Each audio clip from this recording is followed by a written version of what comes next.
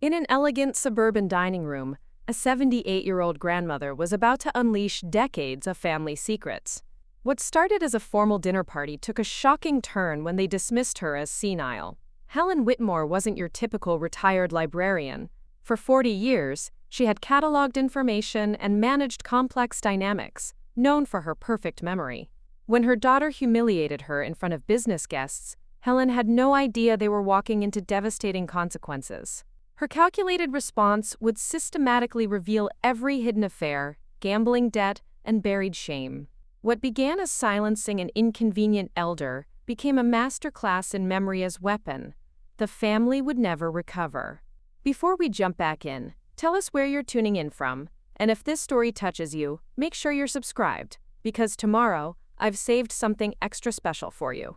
Helen Whitmore watched from her chair in the living room as Margaret orchestrated the evening's performance with military precision. Each crystal glass caught the lamplight just so, each napkin folded to geometric perfection.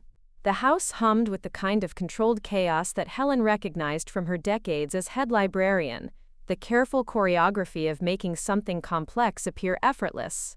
"Mother, could you move to the den?" Margaret's voice carried the practiced patience of someone speaking to a difficult child. "The Harrisons will be here in 20 minutes, and I need this space to flow properly." Helen's fingers tightened on her cane. At 78, she could still catalog a patron's research needs, remember the exact shelf location of any book in the Dewey Decimal System, and recall conversations from 30 years ago with startling clarity. Yet here she sat, being repositioned like an inconvenient piece of furniture. "I thought I might stay," Helen said, her voice steady despite the familiar sting of dismissal. "I could share some stories about the neighborhood's history. The Harrisons might find it interesting. This house was built by the town's first banker in 1892. Margaret paused in her flower arranging, her smile tight. "That's sweet, Mother. But tonight is about business. The Harrisons aren't here for a history lesson." The words hung in the air like smoke. Helen absorbed them with the same stoic grace she'd learned during 40 years of managing both a public library and a household of 4 children. But something deep in her chest, pride perhaps, or simply the accumulated weight of being overlooked, began to harden. She remembered standing in this same living room 25 years ago, hosting Margaret's law school graduation party. Helen had managed every detail then: the guest list, the menu, the conversation flow that kept academics and family members equally engaged. Margaret had sought her advice on everything from career choices to the disastrous relationship with her first fiancé. When had she become someone whose knowledge was inconvenient rather than valuable? The front door opened, and David's voice called out, "Sorry I'm late." Traffic was insane. Helen studied her son as he entered, noting the subtle signs others missed. The slight tremor in his hands, the way his eyes avoided direct contact, the expensive watch that had appeared last month, replacing the modest one she'd given him for his 40th birthday. David had always been her charmer, the one who could talk his way out of any difficulty. But lately, his charm felt practiced, desperate. "Uncle David!" Margaret's relief was palpable. "Perfect timing. Could you help me move the bar cart?" David kissed Helen's cheek, his embrace brief but genuine. "Hey, Ma. You look beautiful tonight." At least he still saw her. But even David's attention felt distracted, his smile not quite reaching his eyes. He was hiding something. Helen could read the signs as clearly as she'd once diagnosed a patron's research needs with a single glance. Robert emerged from the kitchen, his sleeves rolled up and an apron protecting his crisp shirt. Helen appreciated her son-in-law's efforts to help, though she sensed his discomfort in family gatherings. 5 years of marriage to Margaret hadn't fully integrated him into their dynamics. He remained perpetually polite, perpetually careful, like a diplomat navigating hostile territory. "Mrs. Whitmore," Robert nodded respectfully. "Can I get you anything? Tea? Water?" "I'm fine, thank you." Helen watched him return to the kitchen, noting how he found refuge in tasks rather than conversation. Robert was a good man caught in a complex situation. His own children visited rarely, still adjusting to their father's remarriage. Margaret's demanding schedule left little room for the patient work of blending families. "The flowers look lovely," Helen offered, genuinely admiring Margaret's arrangement. They should, for what they cost. Margaret's response carried an edge of stress. Everything has to be perfect tonight. The Harrison account could triple our revenue. Helen recognized the hunger in her daughter's voice. The same ambition that had driven Margaret through law school, through her first marriage's collapse, through the exhausting work of rebuilding her life.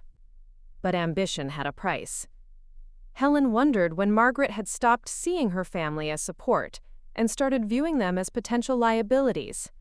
"I could share some client relations insights," Helen suggested quietly. 40 years of managing difficult patrons taught me quite a bit about reading people." Margaret's laugh had a sharp quality. "Mother, running a small-town library isn't quite the same as corporate consulting." The dismissal hit like a physical blow. Helen had managed budgets that would surprise Margaret, had navigated town politics that made corporate boardrooms look simple, had supervised staff and programs and community events that required every bit as much skill as any business endeavor. But explaining that would sound defensive. Worse, it would sound desperate. Helen excused herself, citing fatigue she didn't feel. The stairs felt steeper than usual, though she refused to let anyone see her struggle. In her bedroom, the guest room, really, though no one called it that, she sat before her vanity mirror and studied her reflection. The woman looking back had aged, certainly. The stroke 18 months ago had left her left side slightly weaker, her speech occasionally hesitant when she was tired. But her mind remained sharp as ever. Sharper, perhaps, for being forced to observe rather than participate. And Helen had been observing. For months, for years, watching and listening and remembering. She'd noticed David's lies about business trips that didn't add up. She'd overheard Robert's late-night phone calls, filled with frustration about feeling unwelcome in his own home. She'd seen the way Margaret manipulated conversations, controlled narratives, dismissed anything that didn't serve her immediate needs. Most families shared their secrets during moments of trust, late-night conversations, when defenses were down. But Helen had been accumulating secrets for decades, back when people still saw her as the family's foundation rather than its burden. Margaret wanted everything perfect tonight.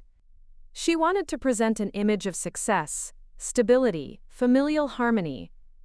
She wanted to erase any inconvenient truths that might complicate her carefully constructed narrative. Helen opened her jewelry box and selected her pearl necklace, the one her husband had given her for their 25th anniversary.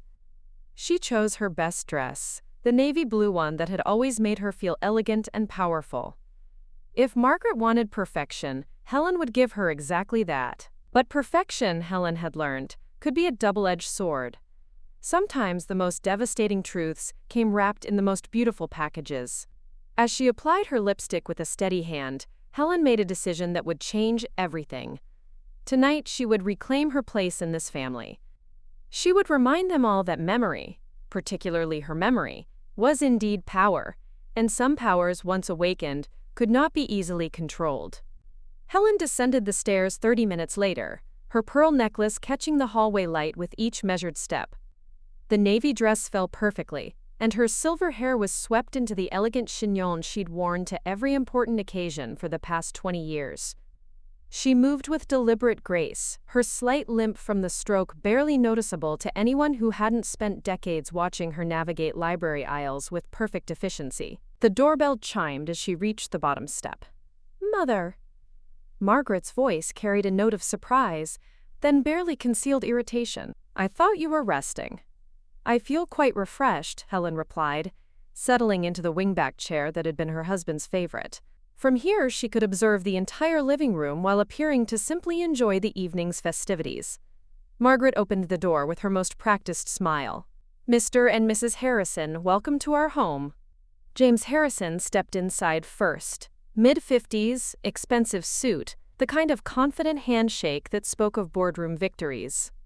His wife, Catherine, followed, her designer dress and careful makeup suggesting someone who understood the importance of first impressions. They were exactly the type of clients Margaret courted. Successful, influential, and utterly focused on results. "What a beautiful home," Catherine said, her gaze sweeping the carefully arranged space. "The architectural details are stunning." Helen straightened slightly. This was her opening, the kind of conversational thread she'd learned to weave during decades of helping library patrons find exactly what they needed. "Thank you," Margaret replied smoothly. "We've put considerable effort into preserving the original character while updating for modern living." "The house was built in 1892, Helen interjected gently, her voice carrying the warmth of someone sharing treasured knowledge. "By Charles Morrison, the town's first banker. The crown molding and hardwood floors are all original.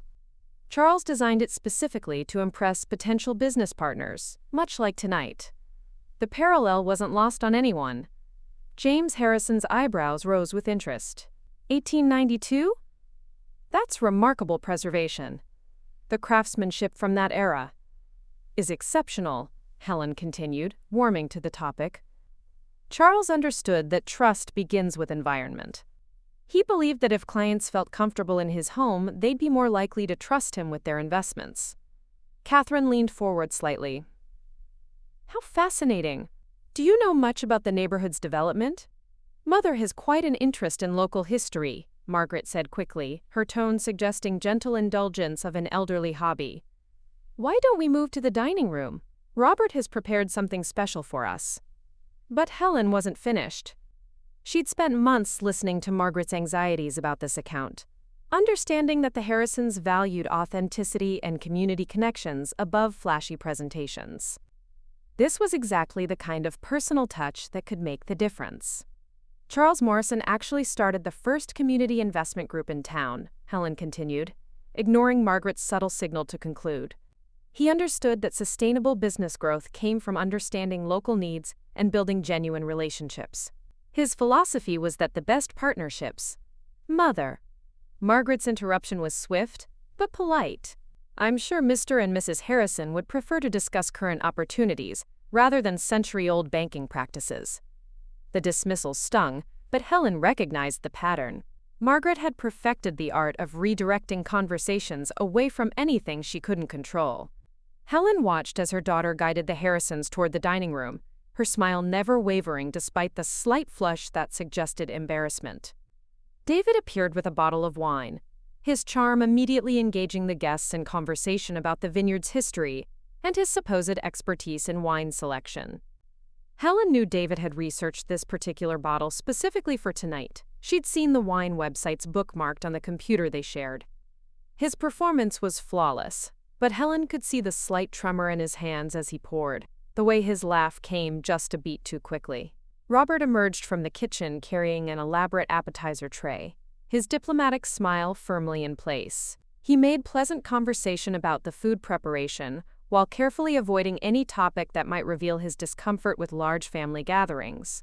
Helen appreciated his efforts, even as she noticed how he positioned himself nearest to the kitchen doorway, always maintaining an escape route. "This is absolutely delicious," Catherine said, sampling one of Robert's creations. "You'll have to share the recipe." "Robert is wonderfully talented," Margaret beamed. "He's been experimenting with fusion cuisine, combining his Chinese heritage with classic American flavors." Helen observed the slight tightening around Robert's eyes. She knew from overheard conversations that his attempts to share his cultural background were often received as Margaret's achievements rather than his own contributions. Another small erasure in a family that seemed to specialize in them. As they moved to the dining room, Helen positioned herself at the foot of the table. The seat Margaret had designated for her, clearly chosen to minimize her involvement in the main conversation. But Helen had learned decades ago that the most effective observers often operated from the periphery. The meal began smoothly. Margaret had outdone herself with the presentation, and Robert's cooking was genuinely exceptional. The conversation flowed around quarterly projections and market analyses, topics where Margaret's expertise shone. Helen listened, noting how her daughter had mastered the art of leading discussions while making clients feel heard and valued. 20 minutes into the main course, James Harrison mentioned his concerns about working with firms that lacked deep community roots. "Too many consultants treat every market the same," he said. We need partners who understand the specific dynamics of our region. Helen saw her opening. This was precisely the kind of insight that could transform Margaret's pitch from good to exceptional. That's exactly what I learned during my years at the library, Helen said, her voice carrying the confidence of decades of professional experience. Community institutions succeed because they understand that every patron has unique needs, but those needs follow patterns. For instance, during the recession of '91, I noticed that information requests shifted dramatically. Mother. Margaret's voice was gentle but firm. I'm sure the Harrisons aren't interested in library management techniques. But Helen could see that James was interested. His body language suggested someone encountering an unexpected perspective that might prove valuable. This was exactly the kind of authentic community connection he'd said he was seeking. Actually, Helen continued, the principles are quite similar to business consulting. When the local manufacturing plant closed, we saw a surge in requests for career transition resources, but the successful programs weren't the ones that offered generic job search advice. They were the ones that understood the specific skills those workers possessed and how to translate them to new industries. That's fascinating, Catherine said. Pattern recognition across community changes could be incredibly valuable for market analysis. Margaret's smile grew strained. Mother certainly has interesting observations, but tonight we should focus on contemporary business applications rather than what? Helen's voice remained pleasant, but something had shifted. The dismissive phrase hung in the air like a challenge. Rather than historical anecdotes that might not be relevant to current market conditions, Margaret finished smoothly.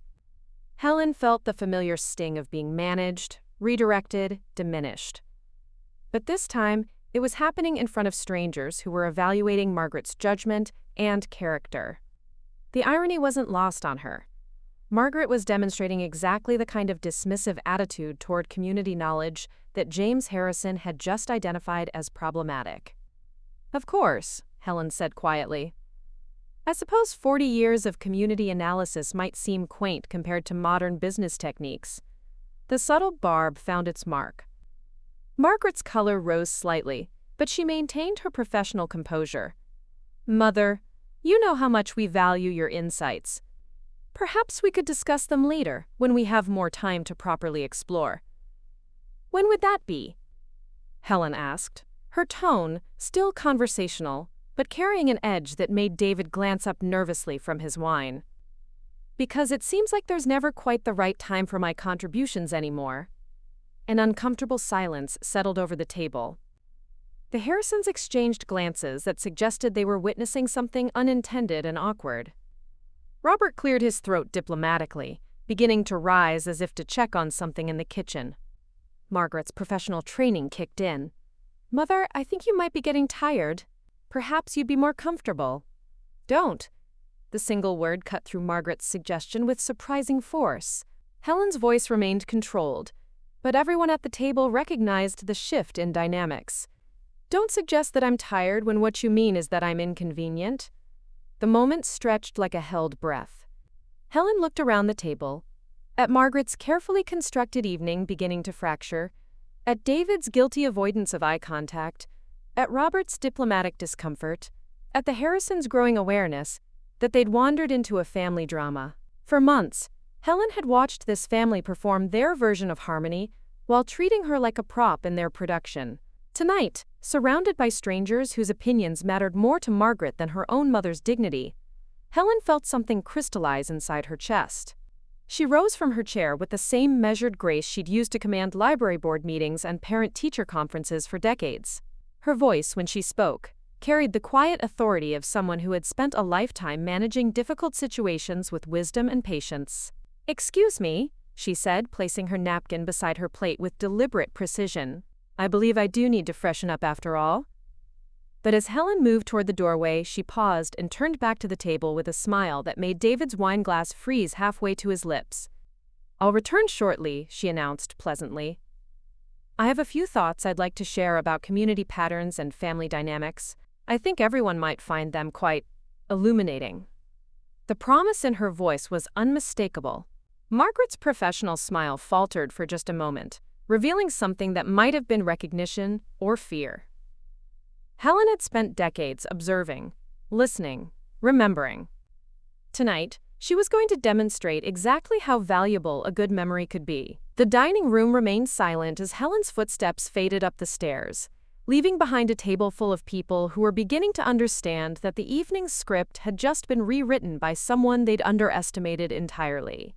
Helen took her time in the upstairs bathroom, letting the silence below stretch until she could almost feel the tension seeping through the floorboards. She studied her reflection once more, noting the flush of color in her cheeks, not from embarrassment, but from something far more dangerous. Righteous anger, her late husband would have called it. The kind that had once driven her to stand up to the school board when they'd tried to remove books from the library, or challenge the town council when they'd attempted to cut funding for senior programs. She'd forgotten how powerful that feeling could be. When Helen returned to the dining room, the conversation had clearly been struggling in her absence. Margaret was making valiant attempts to redirect discussion toward business matters, but the Harrisons seemed distracted, their professional demeanor now tinged with social discomfort. David was refilling wine glasses with unnecessary frequency, while Robert had retreated into the kind of polite silence that suggested he was calculating his exit strategy. "I hope I haven't kept you waiting," Helen said, settling back into her chair with the serene composure of someone who had just made a momentous decision. "Not at all, Mother." Margaret's relief was palpable. "We were just discussing the Harrison Group's expansion timeline." Helen nodded approvingly. "How wonderful. Building sustainable growth requires such careful planning." She turned to James with genuine interest. "I imagine you've encountered all sorts of challenges integrating different market approaches." James leaned forward slightly, clearly grateful for what seemed like a return to normal conversation. "Exactly. Each region has its own business culture, its own way of building trust. What works in one market can completely backfire in another. That's precisely what I observed during the library's community outreach programs," Helen said warmly. "We had one patron, a lovely woman named Mrs. Chen, who came in every week asking for help with her small business bookkeeping. She was struggling with the transition from traditional Chinese accounting methods to American business practices." Margaret's smile grew tight. "Mother, I don't think—" But Helen continued seamlessly. The fascinating part was how she handled client relationships. In her culture, business partnerships were built through family connections and long-term trust. She couldn't understand why American customers expected immediate results without first establishing personal relationships. Catherine nodded with interest. "Cultural integration in business practices. That's exactly the kind of nuanced understanding we need from our consultants. Mrs. Chen taught me something profound about patience and relationship building," Helen continued, her voice taking on the engaging rhythm of a natural storyteller. "She said that in her experience, people will share their deepest concerns with someone they trust, but they'll never trust someone who doesn't first demonstrate genuine care for their well-being. It reminded me of something that happened during my early years as head librarian." "Mother!" Margaret's interruption was sharper this time. "I'm sure everyone would prefer to focus on current business applications rather than outdated anecdotes about library patrons." The word outdated hit Helen like a physical blow. She watched her daughter's face, seeing the anxiety beneath Margaret's professional mask, the desperate need to maintain control of the evening's narrative. But she also saw something else, genuine embarrassment about Helen's presence, as if her mother's life experiences were somehow shameful rather than valuable. "I was simply trying to illustrate Mr. Harrison's point about trust building," Helen said quietly. "I know, and it's sweet," Margaret replied, her tone carrying the kind of patient condescension typically reserved for confused children. "But these business situations are quite complex, and sometimes the parallels aren't as clear as they might seem to someone without extensive corporate experience." Helen felt her spine straighten. 40 years of managing municipal budgets, personnel issues, and community politics apparently didn't qualify as extensive experience in Margaret's estimation. The dismissal was complete, devastating, and utterly public. "Of course," Helen said softly. "How silly of me to think that managing a department of 12 people, overseeing a $250,000 annual budget, and navigating town politics for 4 decades might provide relevant insights." Margaret's laugh was nervous, brittle. "Mother, Running a small-town library isn't quite the same as corporate consulting. The scales are completely different. Are they? Helen's voice remained conversational, but David recognized something in her tone that made him set down his wine glass entirely. Because Mrs. Chen's situation actually relates quite directly to cross-cultural business integration. You see, she was trying to work with local contractors who didn't understand why she needed to establish personal relationships before discussing pricing. Sound familiar? Helen turned to James with a smile that was perfectly pleasant and absolutely terrifying. Much like how some consultants might dismiss community knowledge as outdated, without recognizing that local insights could be exactly what differentiates their services from competitors. The table fell silent. The Harrisons exchanged glances that clearly communicated their discomfort with witnessing what was becoming a family conflict disguised as business conversation. Robert's diplomatic training was failing him entirely. There was no protocol for this situation. Margaret's professional composure was cracking. "Mother, I think you're misunderstanding the complexity of what we do. These aren't library circulation issues. They're multi-million-dollar business strategies that require specific expertise and current market knowledge, not stories about elderly patrons from 20 years ago." The final blow landed with devastating precision. Stories about elderly patrons. Helen absorbed the complete dismissal of her professional life, her expertise, her contributions to the community and her family. In Margaret's presentation, Helen had become exactly what she'd feared. A relic whose experiences were quaint at best, irrelevant at worst. But it was the phrase that came next that sealed everything. "I know you mean well," Margaret continued, her voice taking on the overly gentle tone people used with the confused elderly. "But sometimes when people get older, they don't realize that their rambling might not be appropriate for every situation." Rambling. As if Helen's carefully constructed insights were the confused wanderings of a deteriorating mind. "I see," Helen said, her voice carrying a deadly calm that made the air in the room seem to thicken. "Senile rambling, is that what you'd call it?" Margaret's eyes widened slightly, perhaps recognizing that she'd crossed a line she couldn't uncross. "Mother, I didn't say senile rambling," Helen repeated, her tone still perfectly controlled. "From someone who doesn't understand the complexity of modern business. Preparing and narrating this story took us a lot of time, so if you are enjoying it, subscribe to our channel. It means a lot to us." Now back to the story. The silence that followed was profound. Helen could hear the grandfather clock ticking in the hallway, could see Catherine Harrison's water glass trembling slightly in her hand, could feel David's growing panic and Robert's mortification. Margaret had just publicly declared her mother's mental faculties diminished in front of strangers whose opinion could make or break her career. She'd reduced 40 years of professional expertise to the confused mumblings of an aging woman who didn't know her place. Helen stood slowly, her movements precise and deliberate. She placed her napkin beside her plate with the same careful attention to detail she'd used during thousands of library interactions. When she spoke, her voice carried the quiet dignity of someone who had been profoundly underestimated.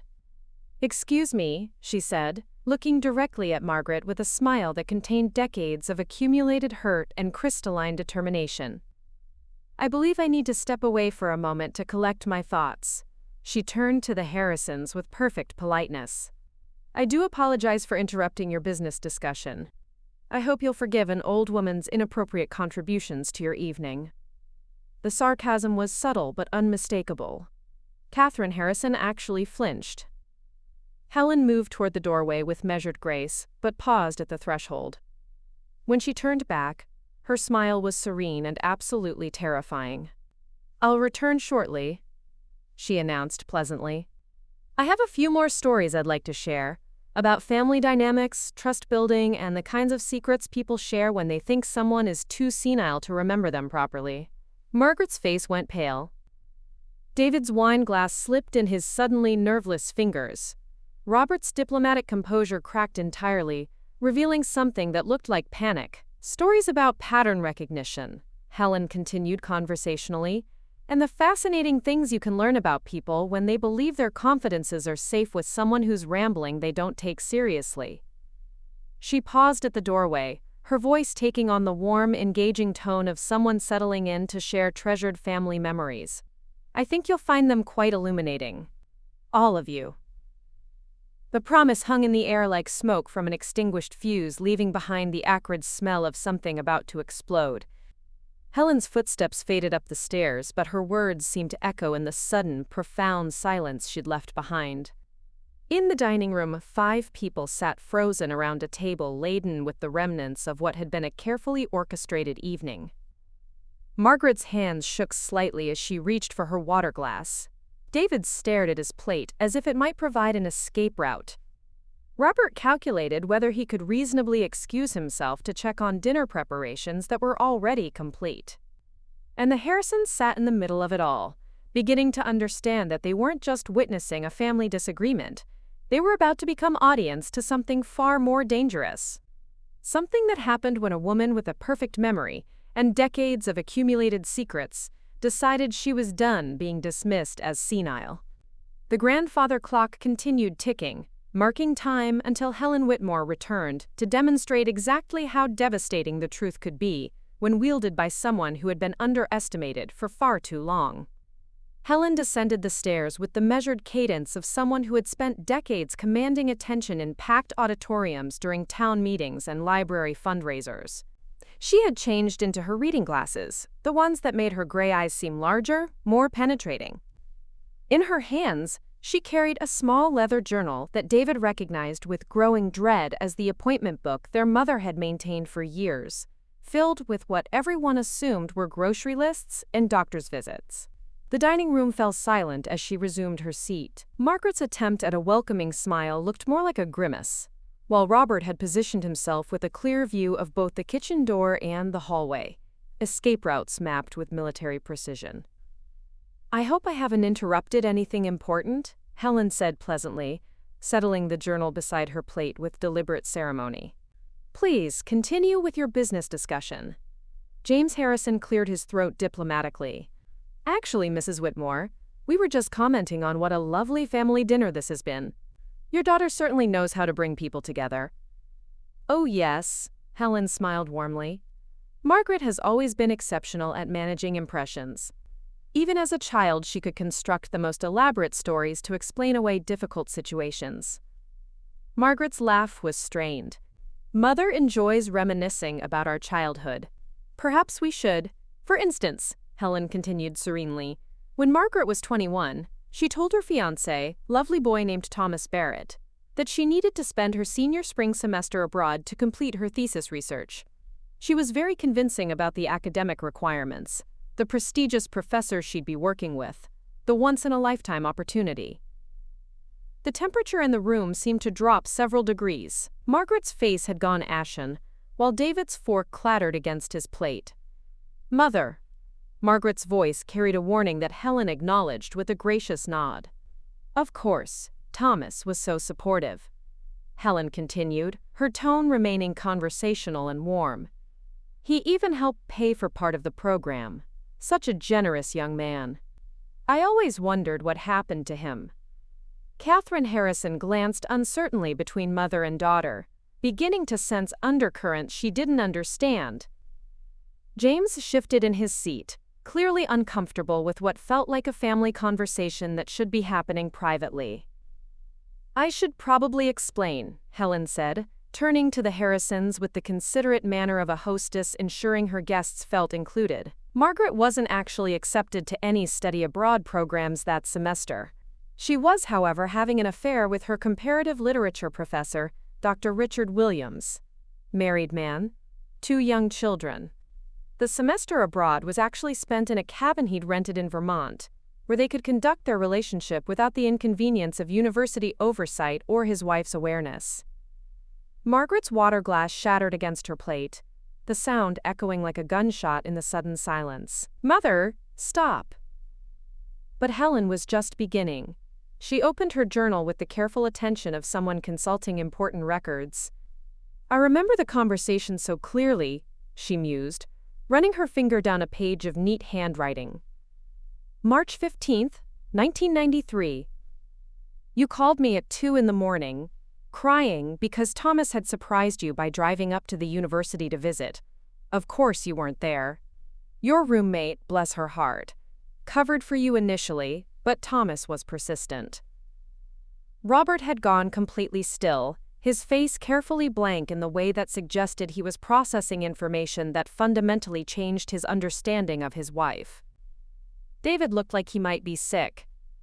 You begged me to call Thomas and confirm your story about the study abroad program, Helen continued. You said it was just a misunderstanding, that you'd forgotten to mention the last-minute housing change. You were so upset, so desperate. You said your whole future depended on my helping you maintain the lie. That's enough, Margaret whispered, but Helen's voice continued with the inexorable quality of water finding its way through stone.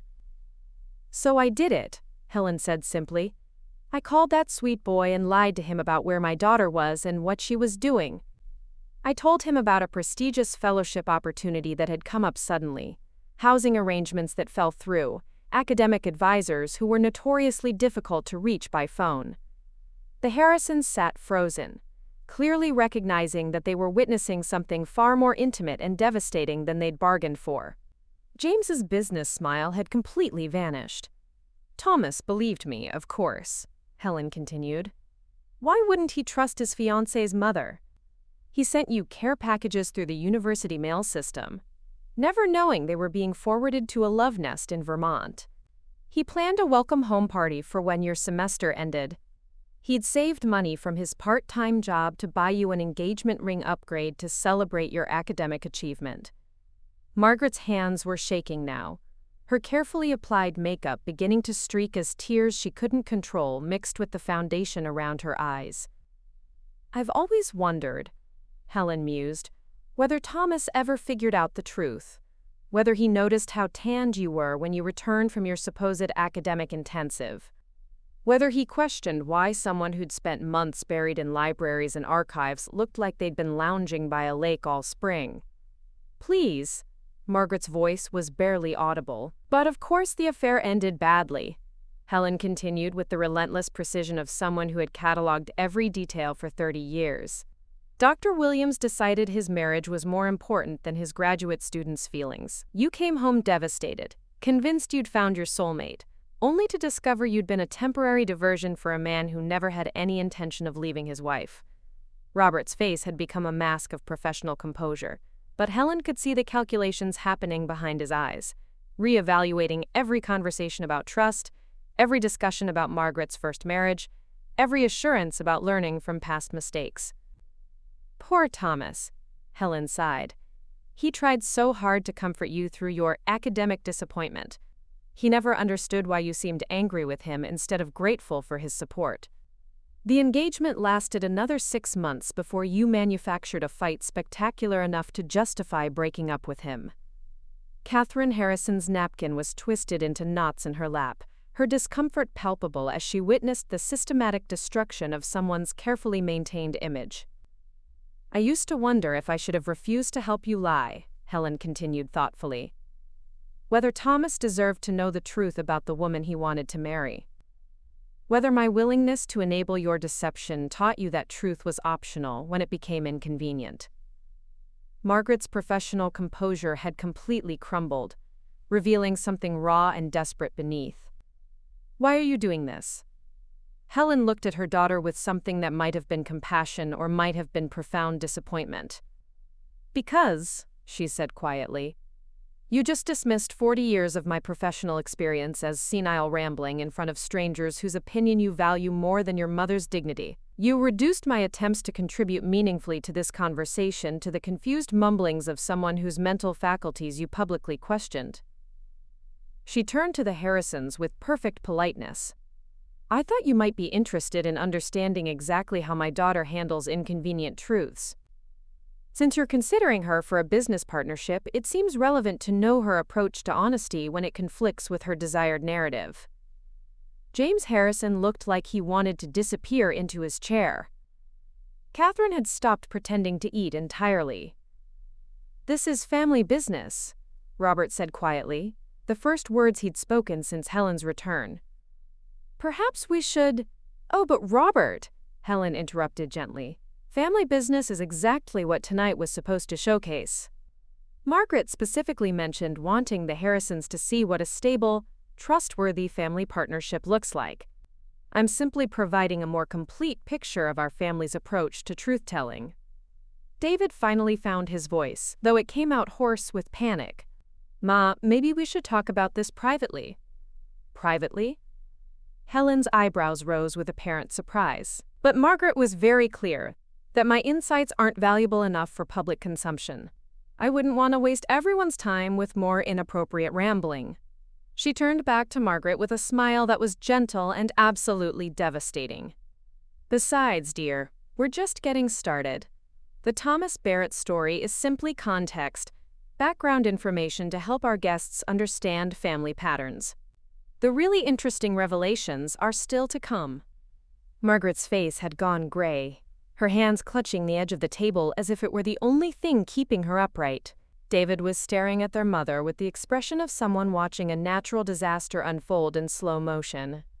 You see, Helen continued conversationally, when someone spends decades listening to family members share their deepest secrets, believing those confidences are safe with someone too old and confused to remember them properly, they accumulate quite an extensive catalog of information.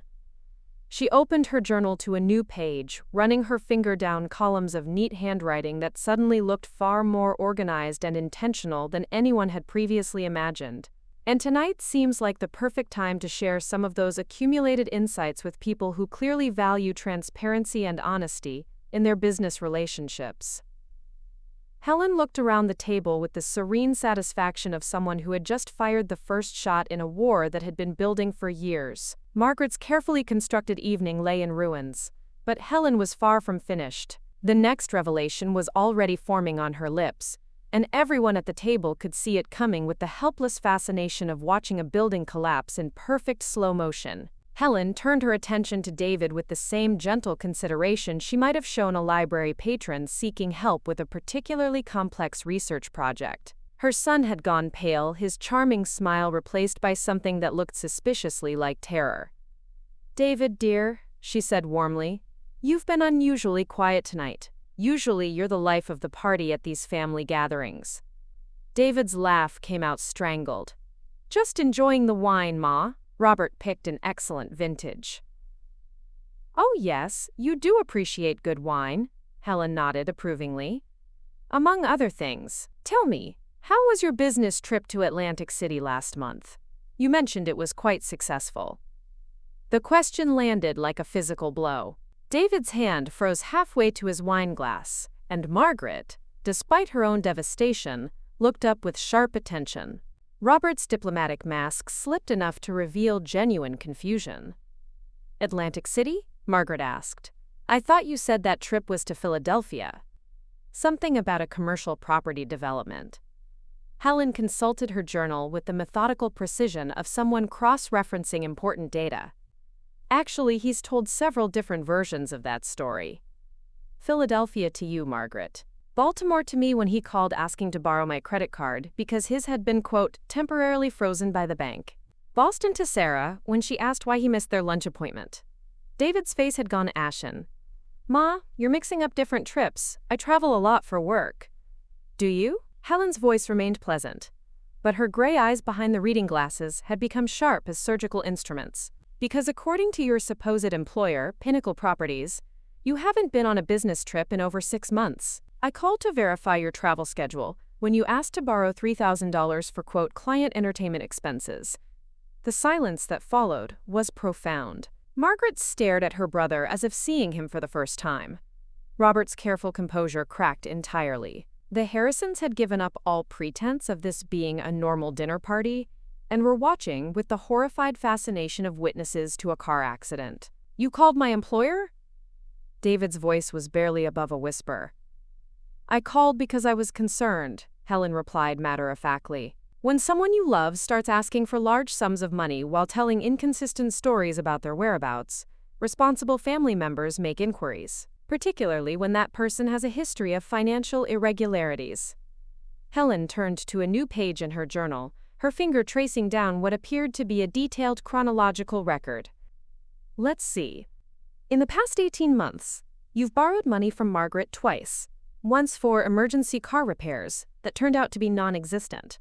Once for client conference fees for a conference that didn't exist. You've borrowed from Sarah 4 times, always with touching stories about helping elderly clients with temporary financial difficulties. David looked like he might vomit. Ma, those were legitimate. You've borrowed from Robert 3 times, Helen continued inexorably. Always when Margaret wasn't around to ask questions. Small amounts, 500 here, 800 there, specifically calculated to stay below the threshold that would trigger spousal discussion. Robert's face had gone carefully blank, the expression of someone rapidly recalculating every interaction with his brother-in-law. And you've borrowed from me 7 times, Helen said softly, because you knew I wouldn't question my son's needs or discuss family financial matters with others. Margaret found her voice, though it sounded hollow. David, what is she talking about? Helen answered before David could construct another lie. Your brother has been gambling, dear. Compulsively and unsuccessfully, based on the amounts he's needed to borrow. Atlantic City, primarily, though also online poker sites, and a rather expensive private game that meets weekly at the Riverside Country Club. The revelation hit the table like a grenade. David's carefully maintained facade of casual success crumbled entirely, revealing something desperate and trapped beneath. The country club game is particularly interesting, Helen continued with the detached analysis of someone discussing a fascinating case study. Buy-in is $5,000 minimum. David's been attending for 8 months, funding his participation through a combination of family loans, cash advances on credit cards, and most recently, some creative financing through property transactions. Margaret's marketing executive instincts kicked in despite her shock. What kind of creative financing? Helen consulted her notes with professional thoroughness. Client escrow accounts, primarily. Small amounts from multiple transactions, a few thousand here and there that wouldn't be immediately noticed during routine property closings. David's chair scraped against the floor as he pushed back from the table. I can explain. I'm sure you can, Helen said gently. You've become quite creative with explanations. Though I suspect your explanations to the State Real Estate Commission might be more challenging than the ones you've given family members. The threat was delivered with such quiet matter-of-factness that it took a moment to register. David stared at his mother as if she'd transformed into someone completely foreign. You documented everything, he said, his voice hollow with realization. Of course I did, Helen replied, sounding mildly surprised that this wasn't obvious. When someone you love is clearly struggling with addiction and making increasingly dangerous choices, you keep careful records, both to understand the scope of the problem and to have accurate information when intervention becomes necessary. She turned to Margaret with something approaching maternal concern. Did you never wonder why David's requests for money always came with such elaborate stories? Or why he seemed to know so much about your business challenges despite having no background in marketing consulting? Margaret's face showed dawning horror. He's been listening to my private conversations, using information about my business problems to manipulate, to create credible cover stories, Helen confirmed. When David needed $3,000 last month, he knew you were stressed about the Henderson account deadline. So he invented a client crisis that required immediate travel and cash outlays, knowing you'd be too distracted to ask detailed questions. The systematic betrayal was breathtaking in its scope.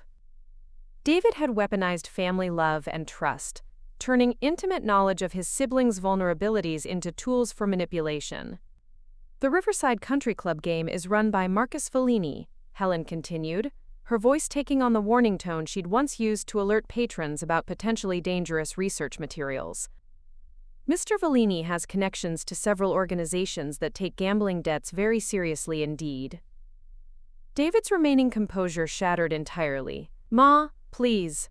Your current debt to Mr. Fellini's organization is $47,000, Helen stated with devastating precision. You've missed the last 2 payment deadlines. Based on my research into similar situations, you have perhaps 2 weeks before the consequences become unpleasant. The Harrisons were staring openly now, no longer even pretending this was something they should politely ignore. James Harrison looked like someone who'd wandered into a crime scene by accident. 2 weeks, Helen repeated thoughtfully. Which explains why you've been so eager to help with tonight's dinner party preparations. You were hoping Margaret's new contract would provide borrowing opportunities significantly larger than your previous family loans. Margaret's business instincts engaged, despite her emotional shock. The Harrison account would involve handling substantial client funds during project implementation phases. Exactly, Helen confirmed. David's been unusually interested in the details of your business expansion plans. Not out of brotherly support, I'm afraid, but because he's been calculating potential access to emergency funding sources. The betrayal was complete and devastating. David had been prepared to steal from his sister's business to pay gambling debts, putting her professional reputation and financial security at risk to cover his own disasters. I wasn't going to, David started, but Helen's gentle interruption cut him off. Of course you were, dear, she said with sad certainty, because that's what addiction does. It takes good people and forces them to make increasingly destructive choices until they no longer recognize themselves. Helen closed her journal and looked around the table with something approaching compassion for the wreckage she'd created. I've been waiting for someone in this family to notice David's crisis and suggest intervention, she said quietly. But everyone was too busy, too distracted, too willing to accept convenient lies rather than ask difficult questions. She turned back to David with maternal sorrow. $47,000, David. To people who don't negotiate payment plans or accept family hardship as excuse for missed deadlines. The number hung in the air like a death sentence. David slumped in his chair, his charming facade completely destroyed, leaving behind only a desperate man who'd gambled away his future and nearly destroyed his family in the process. Of course, Helen continued conversationally, secrets don't exist in isolation. David's problems connect to other family patterns in quite illuminating ways. She opened her journal to a new section, her finger finding what appeared to be cross-referenced entries linking different family members' situations. Shall we explore some of those connections? Helen asked with the pleasant anticipation of someone settling in for a long, fascinating discussion. The promise in her voice made it clear that David's exposure was simply the beginning of a much larger reckoning. The front door opened with a sharp bang that made everyone at the table jump. Sarah's voice carried from the hallway, breathless and apologetic. Sorry I'm so late. The emergency at work ran longer than expected, and then traffic was absolutely... Her words died as she stepped into the dining room and took in the scene before her. Margaret sat rigid in her chair, her carefully applied makeup streaked with tears and her professional composure in ruins. David had collapsed forward, his head in his hands, while Robert maintained the kind of diplomatic stillness that suggested he was calculating escape routes. The Harrisons looked like two people who'd accidentally wandered into a crime scene, their business smiles replaced by horrified fascination. And at the head of the table, Helen sat with perfect posture, her reading glasses perched on her nose and her leather journal open before her like a judge reviewing case files. Sarah, dear, Helen said warmly, as if she'd been expecting her youngest daughter all along. How lovely that you could join us. We were just having a family discussion about trust, honesty, and the interesting ways people rationalize their choices. Sarah's social worker instincts kicked in immediately. She'd walked into family crises before, domestic violence situations, addiction interventions, elder abuse cases, and she recognized the particular tension that preceded complete emotional collapse. Maybe I should come back another time, Sarah said carefully, her eyes moving between Margaret's devastation and David's obvious distress. It looks like you're in the middle of something important. Nonsense, Helen replied pleasantly. You're actually perfect timing. I was just about to discuss the fascinating dynamics of family enablement and emotional labor distribution. Your professional expertise will add valuable perspective. The words were delivered with Helen's customary warmth, but Sarah heard something underneath that made her stomach clench with dread. She'd heard that particular tone during her worst-case conferences, the calm that preceded devastating revelations. "Mother," Margaret managed, her voice hoarse, "perhaps we should continue this conversation privately." "Oh, but privacy is exactly what's gotten us into this situation," Helen interrupted gently. "All these secrets, all this careful management of information, all these lies wrapped in good intentions. I think it's time for some transparency." Sarah moved cautiously to the empty chair beside Robert, her trained eye cataloging the signs of family breakdown she'd learned to recognize in her professional work. The formal table setting suggested this had been intended as an important business dinner. The presence of strangers indicated that whatever was happening had spiraled far beyond private family discussion. "Sarah," Helen continued conversationally, "I was just explaining to our guests how family systems work. How individual problems never exist in isolation, but rather as part of complex patterns of enablement and codependency." Sarah felt her professional alarm bells ringing. "Mother, if this is about family therapy techniques, it's about you, dear," Helen said with maternal directness. "About the choices you've made and the prices you've paid for being this family's perpetual problem solver." The statement hit Sarah like a physical blow. She glanced around the table, noting how everyone avoided her eyes except for Helen, who was watching her with the focused attention of someone about to perform surgery. "I don't understand," Sarah said quietly. Helen opened her journal to what appeared to be a heavily annotated section. "Let's start with your current job situation. You've been working as a senior case manager at Family Services for 12 years, correct?" "Yes," Sarah replied cautiously, unsure where this was leading. "And 3 years ago, you were offered a promotion to district supervisor, significant salary increase, better benefits, opportunity to shape policy at the county level. You turned it down." Sarah's mouth went dry. She'd never told her family about that promotion offer, had never discussed the choice with anyone except her partner. "The promotion would have required relocating to the county seat," Helen continued matter-of-factly. "About 90 minutes away. Not impossible for maintaining family relationships, but certainly more complicated than your current 20-minute drive." Margaret looked up with surprise despite her own crisis. "You were offered a promotion? Why didn't you tell us?" Helen answered before Sarah could respond. "Because she knew that accepting it would interfere with her role as this family's crisis manager. Who would handle the emergency calls if Sarah lived 90 minutes away?" The observation was delivered with surgical precision, cutting straight to the heart of dynamics that Sarah had never fully acknowledged even to herself. "That's not," Sarah started, but Helen's gentle interruption continued. 6 months later, David had his first major gambling crisis. "Remember, Sarah? The call at 2 in the morning because he'd lost his rent money and was afraid of eviction?" Sarah's face went pale. She remembered that call, remembered the desperate edge in David's voice, the way he'd begged her not to tell Margaret because he was ashamed. "You drove to his apartment with $800 in cash," Helen continued. "Your emergency fund, money you'd been saving for a vacation with Jessica. You gave it to David without hesitation, without conditions, without even asking for repayment terms." David looked up from his hands with something approaching anguish. "Sarah, I didn't know you had to cancel your vacation." "Of course you didn't," Helen said gently. "Because Sarah told you the money wasn't a problem. She said she'd been looking for an excuse to postpone the trip anyway." The lie hung in the air like smoke. Sarah felt exposed, her careful management of family emotional labor suddenly visible to everyone. "But it was a problem," Helen continued, "because that vacation was important to Jessica. It was supposed to be a celebration of your relationship anniversary, a chance to discuss taking the next steps in your partnership." Sarah's throat felt tight. "How do you know about—" "Because you told me, dear," Helen replied matter-of-factly.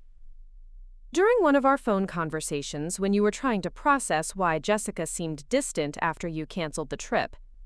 You were confused about why she was upset when you'd explained it was just a family emergency." Helen turned to a new page in her journal, revealing what appeared to be detailed notes about conversations Sarah barely remembered having. "That was the beginning of a pattern that's cost you significantly over the past 3 years," Helen continued. "David's gambling crises, Margaret's divorce proceedings and business stress, my stroke recovery and housing transition. Every family emergency has taken precedence over your own relationships and career advancement. The systematic documentation was breathtaking."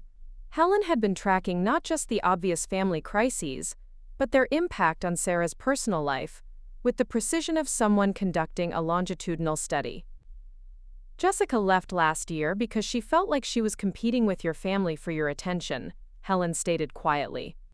She said it was like being married to someone who was already married to crisis management. Sarah's breath caught. That conversation, the one that had ended her most important relationship, had happened during a private dinner at their favorite restaurant. She'd never told anyone the specific words Jessica had used. "How could you possibly know what Jessica said?" Sarah whispered. "Because you called me that night," Helen replied gently. "You were crying, trying to understand why someone who claimed to love you couldn't accept that family comes first. You repeated her exact words because they'd hurt you so deeply." Margaret was staring at Sarah with growing horror. "Jessica left because of us?" Helen answered with devastating precision. "Jessica left because Sarah has systematically prioritized this family's emotional crises over her own relationships, career advancement, and personal well-being for over a decade. She consulted her notes with professional thoroughness. In the past 5 years, Sarah has provided David with approximately $15,000 in, quote, loans that were never repaid. She's taken unpaid leave 4 times to help manage family crises. She's canceled personal plans 63 times. I started keeping count after the first year to handle family emergencies that somehow always seemed to require her specific intervention." The numbers were staggering. Sarah stared at her mother as if seeing her for the first time. "You've been keeping track of my personal sacrifices?" Sarah asked, her voice hollow. "Someone had to," Helen replied matter-of-factly. "Because this family has developed a pattern of treating your selflessness as infinite resource, rather than recognizing the personal cost of your constant availability." Helen turned to Margaret with the focused attention of someone delivering a particularly important diagnosis. "When you were going through your divorce proceedings, who took vacation time to help you move apartments and manage custody arrangements?" Margaret's face showed dawning recognition. Sarah did, but who covered your childcare during evening mediation sessions? Who helped you prepare for court appearances? Who provided emotional support during your breakdown after the settlement? Each question landed like an accusation. Margaret had never considered the cumulative impact of her crisis on her sister's life. "And David," Helen continued, turning to her son with maternal disappointment, "who co-signed your apartment lease when your gambling losses destroyed your credit? Who's been your emergency contact for creditor calls? Who negotiated payment plans with 3 different collection agencies on your behalf?" David looked physically ill. "Sarah, I never asked you to." "Of course you didn't ask directly," Helen interrupted. "None of you ever ask directly. You simply present your crises as family emergencies that require immediate attention, knowing that Sarah's professional training makes her incapable of ignoring someone in genuine need."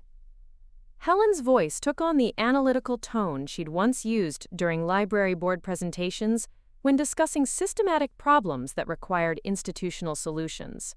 "The fascinating part is how you've all rationalized this pattern," she continued. "Margaret tells herself that Sarah enjoys helping because she's naturally nurturing. David assumes Sarah offers assistance because she has fewer responsibilities than other family members. Robert maintains polite distance because he doesn't want to interfere with, quote, family dynamics." She turned to the Harrisons with the consideration of someone ensuring that guests felt included in the conversation. "From a systems perspective, this is a textbook case of parentification and emotional labor redistribution," Helen explained. "Sarah has been functioning as this family's unpaid therapist, financial advisor, and crisis manager, while her own life systematically deteriorates. Catherine Harrison looked like she wanted to disappear entirely. James had given up all pretense of this being a business dinner and was watching with the horrified fascination of someone witnessing a psychological autopsy. The promotions Sarah turned down?" Helen continued. "It would have meant a $30,000 annual salary increase. Over 3 years, she's sacrificed approximately $90,000 in career advancement to remain available for family crisis management." The number hit the table like a physical blow. Sarah stared at her hands, finally understanding the true cost of her pattern of family prioritization. But the financial cost is secondary to the personal impact, Helen said quietly. Sarah is 45 years old. She sacrificed 2 significant relationships, multiple career opportunities, and her own emotional well-being to manage this family's dysfunctions. And the most tragic part is that her constant availability has actually enabled everyone else's unhealthy patterns, rather than promoting genuine healing. Helen closed her journal and looked around the table with something approaching sorrow. Sarah's generosity allowed David to avoid facing the consequences of his gambling addiction until his debts became life-threatening. Her support during Margaret's divorce prevented Margaret from developing independent coping mechanisms. Her willingness to manage my transition after the stroke enabled everyone else to avoid discussing the difficult questions about aging, independence, and family responsibility. The systematic analysis was devastating in its accuracy. Sarah felt like she was seeing her life from the outside for the first time, recognizing patterns that had been invisible while she was living them. "I thought I was helping," Sarah said quietly, her voice barely audible. "You were helping," Helen replied gently, "but you were also enabling. And there's a profound difference between supporting someone through temporary crisis and systematically absorbing the consequences of their poor choices." Helen opened her journal to a final section, her expression becoming more serious, which brings us to the deeper pattern underlying all of these individual dysfunctions. She said, her voice taking on the authority of someone preparing to deliver a final, comprehensive diagnosis. Because Sarah's role as family enabler connects directly to everyone else's capacity for denial, avoidance, and dishonesty. When people know someone will always clean up their messes, they become increasingly careless about making them. She looked around the table with the focused attention of someone preparing to reveal the most damaging truth of all. And that pattern of enabling extends far beyond the obvious crises you're all aware of. The promise in her voice made it clear that the systematic dismantling of family illusions was far from complete. Helen turned her attention to Robert with the same methodical precision she'd applied to everyone else, but her expression carried something approaching sympathy. Of all the people at the table, Robert was the only one who hadn't grown up in this family's particular brand of dysfunction, which meant he'd had the clearest view of its true nature. "Robert," she said gently, "you've been remarkably quiet tonight, though I suppose that's become your standard approach to family gatherings." Robert's diplomatic composure flickered. He glanced toward Margaret, but she was staring at her hands, still processing the systematic destruction of her carefully managed image. "I've always believed in letting families work through their own dynamics," Robert replied carefully, his voice carrying the measured tone of someone who'd learned to navigate dangerous conversational territory. "How thoughtful," Helen said with apparent approval, "though I wonder if your restraint might be motivated by something beyond mere politeness." She opened her journal to a section that appeared to be filled with dates and brief notations, the kind of record-keeping that suggested long-term observation of behavioral patterns. "For instance," Helen continued conversationally, "your late-night phone conversations with your business partner Michael, the ones you have in your home office with the door closed, usually after particularly difficult family dinners." Robert went very still. The Harrisons exchanged glances that suggested they were beginning to understand that no one at this table was going to escape Helen's systematic revelations. "I don't monitor other people's private conversations," Robert said quietly, but his voice carried a tension that suggested he knew exactly which calls Helen was referencing. "Of course not," Helen agreed. "But when someone has insomnia and spends considerable time in the living room during the early morning hours, it's difficult to avoid overhearing discussions that happen in adjacent rooms, especially when those discussions involve rather elevated emotional content." Margaret looked up sharply. "What conversations?" Helen consulted her notes with the precision of someone reading from official transcripts. The most recent one was 3 weeks ago, Sunday night, after the dinner where Margaret spent considerable time criticizing my approach to organizing the pantry. Robert called Michael at 11:47 p.m. and talked for 38 minutes. The specificity was chilling. Robert realized that Helen hadn't just been passively overhearing his conversations. She'd been documenting them with the thoroughness of someone building a comprehensive case file. The conversation began with Robert expressing frustration about feeling like an outsider in his own home, Helen continued matter-of-factly. He mentioned that he'd tried to defend my organizational system, only to be told by Margaret that he, quote, didn't understand how things worked in this family. Margaret's face flushed, but whether from embarrassment or anger was unclear. Robert went on to explain that he felt like he was living in a house where he was expected to provide financial support and domestic labor while being excluded from actual decision-making processes. Helen continued. He used the phrase glorified roommate to describe his role in the marriage. The words hit Margaret like physical blows. She stared at her husband as if seeing him for the first time, recognizing the pain behind his careful diplomatic distance. "Robert," Margaret whispered, "why didn't you tell me you felt that way?" Before Robert could answer, Helen provided the response with devastating accuracy. Because every time Robert has attempted to discuss feeling marginalized, the conversation has been redirected to his failure to understand, quote, family dynamics, or his need to be more patient with the adjustment process, Helen said. 5 years of marriage, and Margaret still refers to family decisions as requiring Robert to understand how we do things, rather than acknowledging that he might have valuable perspectives worth incorporating. Robert's careful composure was beginning to crack, revealing something that looked suspiciously like relief at finally having his experience acknowledged. The conversation with Michael included Robert's admission that he'd been considering whether this marriage was sustainable long-term. Helen continued with the same conversational tone she might use to discuss library circulation statistics. Margaret's breath caught audibly. "You've been thinking about divorce?" Helen answered before Robert could respond. "Not just thinking about it. Robert has had 2 consultations with divorce attorneys in the past 6 months. He's been trying to determine what separation would look like given the complexity of blended family finances and custody arrangements." The revelation hit the table like a grenade. Sarah looked stricken.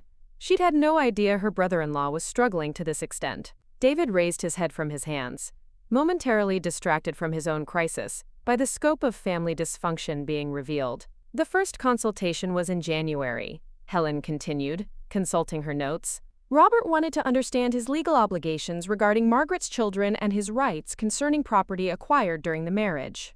The attorney advised him to document instances of feeling excluded from family decisions and to begin separating his business finances from joint household accounts."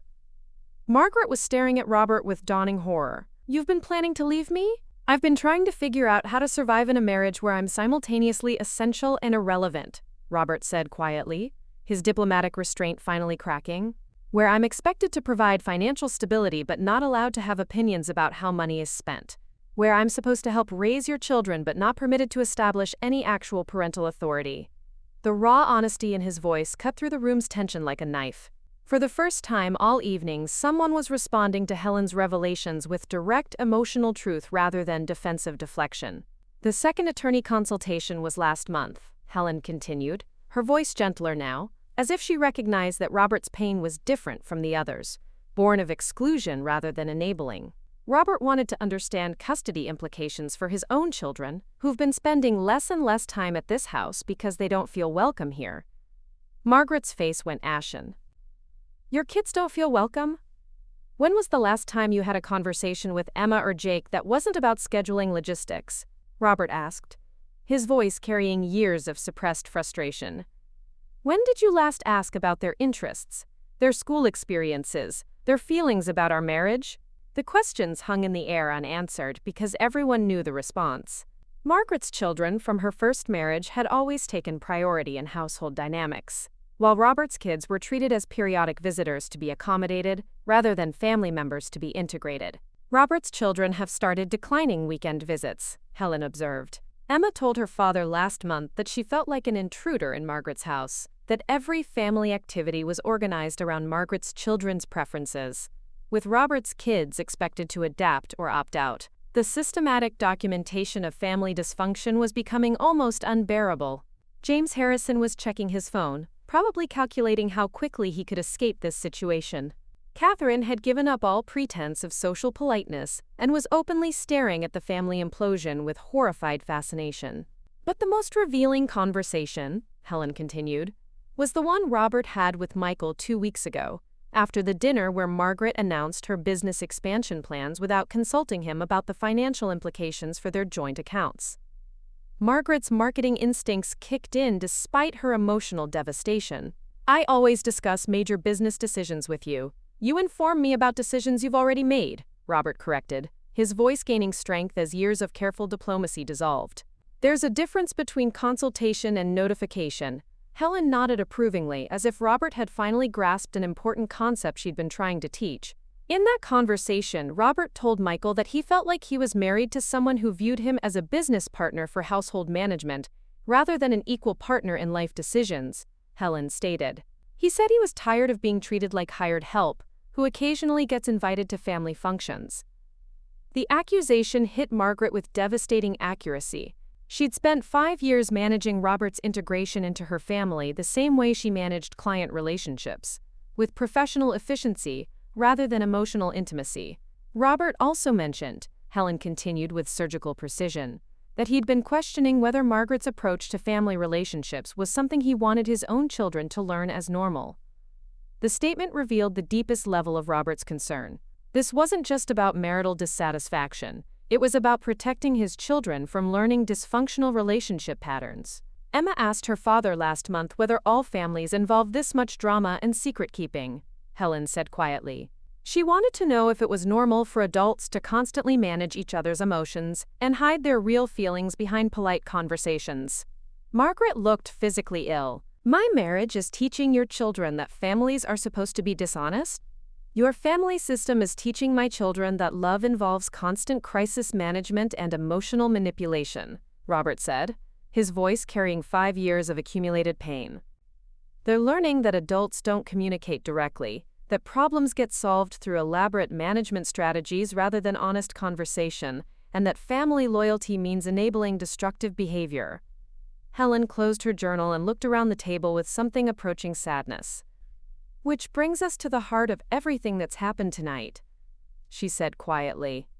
"This family has spent years perfecting the art of avoiding difficult truths, managing uncomfortable realities, and maintaining surface harmony at the expense of genuine connection." She turned to the Harrisons with apologetic politeness. "I'm afraid you've witnessed something rather more honest than anyone intended.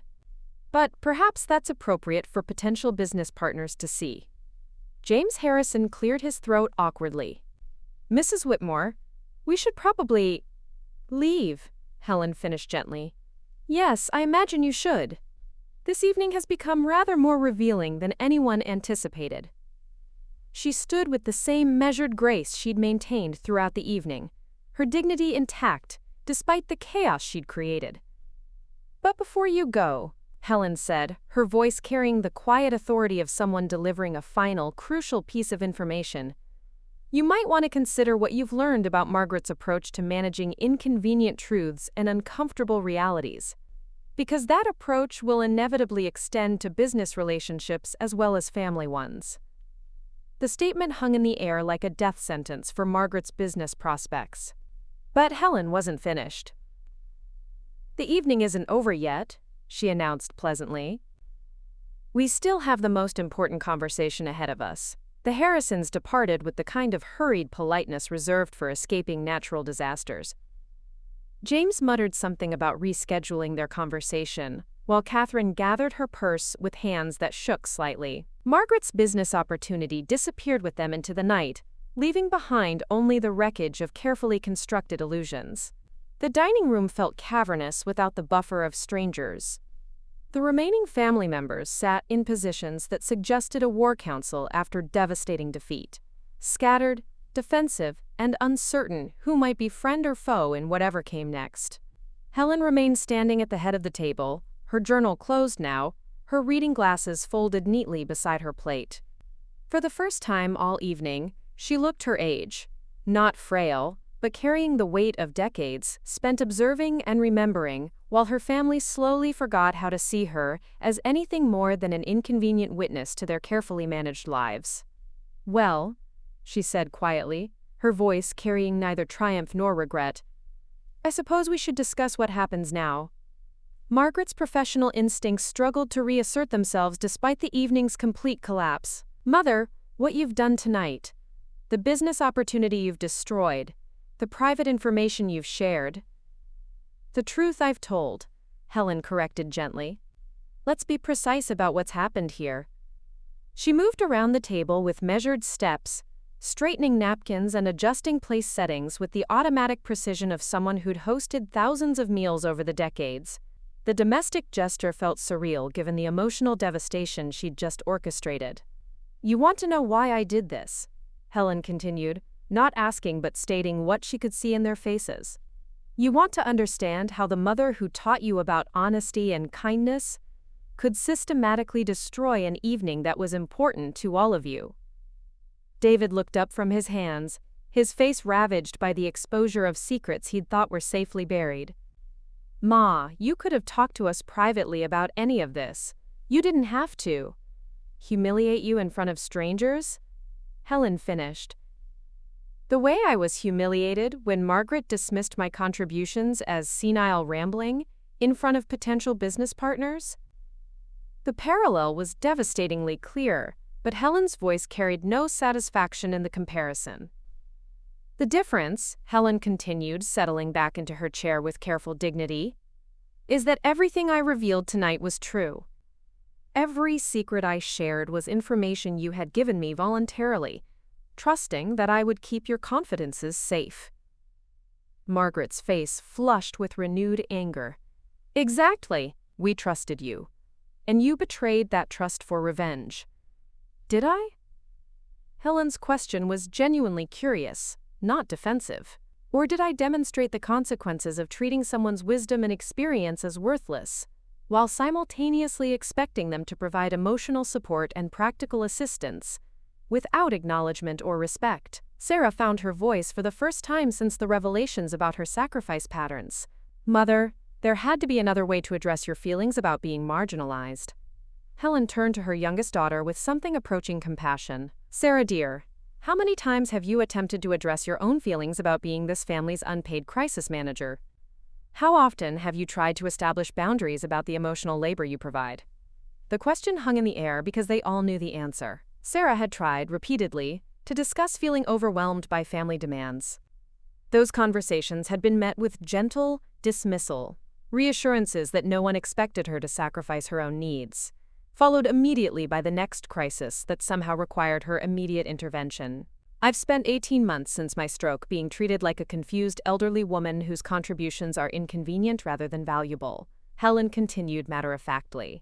18 months of watching this family perform harmony while systematically destroying itself through secrets, lies, and enabling behaviors. She opened her journal one final time, revealing pages of detailed observations that stretched back far longer than anyone had realized. "Margaret, you've been struggling with your business expansion plans for 2 years. You've never once asked for my insights about managing growth, handling difficult clients, or building community partnerships, despite the fact that I successfully managed similar challenges for 4 decades. Margaret started to protest, but Helen continued with inexorable precision. "David, your gambling addiction has been obvious to me for 3 years. I've been waiting for someone in this family to recognize the signs and suggest intervention. Instead, you've all been enabling his behavior by accepting increasingly elaborate lies and providing financial support without conditions." David's shoulders shook with what might have been sobs or relief at finally having his problem acknowledged directly. "Sarah, you've been sacrificing your own life to manage everyone else's problems because this family has taught you that love means endless availability and that your own needs are secondary to everyone else's crises." Sarah stared at her hands, recognizing the accuracy of the assessment while struggling to understand how to respond to it. "And Robert," Helen turned to her son-in-law with genuine sympathy, "you've been trying to integrate into a family system that was broken long before you arrived. You've been attempting to build genuine relationships within a structure designed around crisis management and emotional avoidance." Robert's diplomatic composure had completely dissolved, revealing something raw and grateful underneath. "I thought I was failing at something other people understood naturally." "You were failing at something that was designed to be impossible," Helen replied gently. "You can't build authentic relationships within a system based on managed presentations and strategic information sharing." Helen closed her journal and looked around the table with the focused attention of someone preparing to deliver a comprehensive diagnosis. "This family has spent years perfecting dysfunction," she said quietly. "You've created elaborate systems for avoiding direct communication, managing each other's emotions, and maintaining surface harmony while fundamental problems grow worse. Margaret's business training reasserted itself despite her emotional devastation. So what was your solution? Destroy everything publicly? Ruin my business opportunity? Expose everyone's private struggles to strangers? My solution was to demonstrate the cost of treating truth as optional and treating family members as disposable when they become inconvenient. Helen replied with devastating calm. She stood again, moving to the window that overlooked the garden she'd helped plan when Margaret first bought this house.